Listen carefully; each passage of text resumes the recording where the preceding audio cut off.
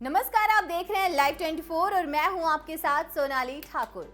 राजस्थान के टोंक से सांसद और पूर्व आईटी, टेलीकॉम और कॉर्पोरेट अफेयर्स मंत्री और भारत सरकार में टेरिटोरियल आर्मी में कमीशन अधिकारी रहे सचिन पायलट ने एक चुनावी सभा में कहा कि हम इस बार के चुनाव में मिलकर ही चुनाव लड़ेंगे और एक नया इतिहास रच देंगे। कुल मिलाकर उनका निशाना 2024 में राज्य में होने वाला विधानसभा के साथ साथ संसदीय चुनाव है। अपने भाषण के क्रम में ये कहते हुए अपने विरोधियों को उन्होंने चकमा देने का प्रयास किया, जब उन्होंने कहा कि मैं यहाँ कोई उद्घाटन नहीं करने या अपने सरकार की उपलब्धियों को गिनाने नहीं आया हूँ। एक तरह से यह कहकर उन्होंने प्रदेश की वर्तमान सरकार पर परोक्ष रूप से हमले के संकेत भी दिए।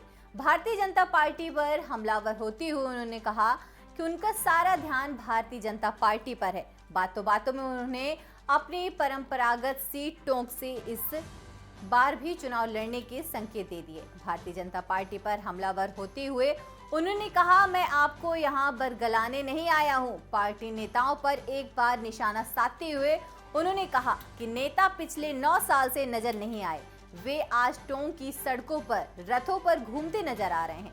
महिला आरक्षण बिल पर चर्चा के क्रम में उन्होंने कहा कि यह बिल केंद्र की मनमोहन सरकार द्वारा उसी समय लाया गया था जब केंद्र में कांग्रेस सरकार थी। भारतीय जनता पार्टी नीति केंद्र की वर्तमान सरकार को घेरते हुए कहा कि भारत सरकार ने इसे वैसे तो मंजूरी दे दी है, पर भारतीय जनता पार्टी ने एक पेंच फंसा दिया है।